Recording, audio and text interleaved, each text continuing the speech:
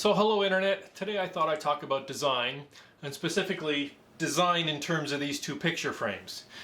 Now a picture frame is a pretty basic project. It's at its core, it's 4 pieces of wood that you join at the corners, typically with a miter joint. Now that seems pretty basic, and I guess it is, but I wanted to use these two very different frames to illustrate how you can make this so much more than just 4 pieces of wood. There are so many decisions that you can make that can enhance the piece and not just frame the piece. So first let's look at this piece. This is a series of 3 photos that commemorate a trip that we took to the East Coast a number of years ago. For wood I chose to use some 6/4 spalted maple that I've been saving for a number of years. And when you plane spalted maple, it's like Christmas when you run this through the planer and you start seeing the lines that come out of the piece. It's like these surprises. And so I planed it, and then I cut it to rough length, and I cut the boards extra long so I had room to shift them around as I could decide where I wanted the grain, so I had lots of options for layout.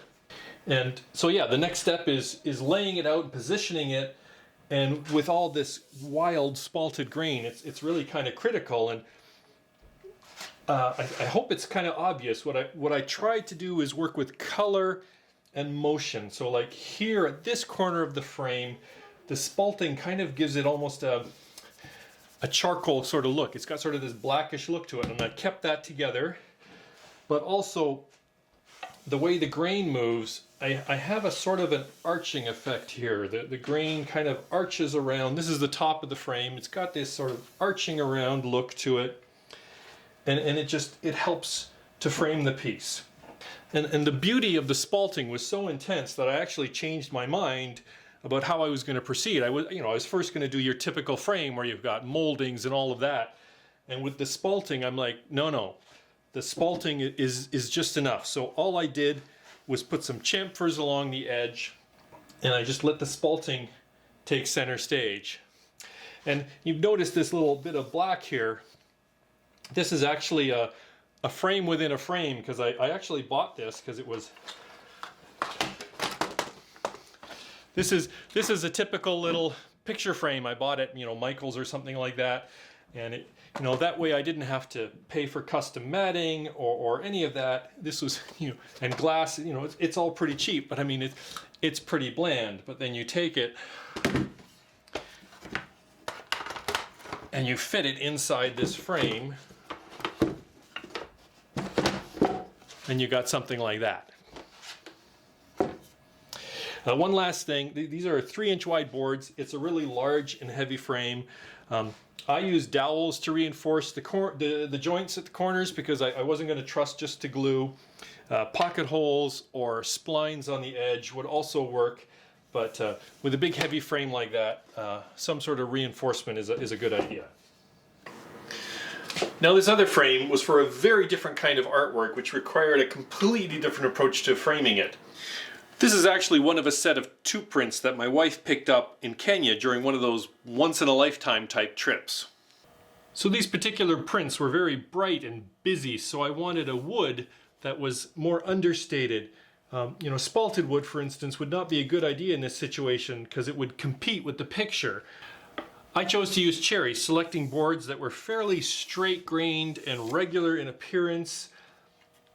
No curl, no bird's eye, no spalting, just clear straight grain. In addition to being bright and busy, this print is also really tall. This is like 10.5 by 4.5 inches. It's a tall print, and the subject is tall. These figures are stretched out, they're tall. The tree is tall. This whole picture is about the tall. So I wanted to continue that to the frame. So instead of having your typical mitered corners, I took the vertical boards and I pulled them right to the top, and in fact, they stretch above and below the frame by about 1/2 inch, just tall. And as you can see, I ran some grooves in the side frames. They go all the way full length, but the middle boards, these cross pieces, they're just plain. So it's all vertical, it's all lines, it's all about the tall. It gives a long feel to the piece. And yeah, that's very different from the other frame. Both pieces were finished with a simple oil finish. They actually date from about 2011, and you can see how the cherry has really darkened and become more rich with age. Just as a contrast, here's a piece of plain, unfinished. It is planed, but here's a piece of unfinished cherry just to compare to how it will look after several years of aging. And that about wraps that up. As always, I'd like to thank you for stopping by. I hope this gave you some good ideas. So, you know, the next time you're framing a piece, you will think about how you can enhance it and not just wrap it. See you next time.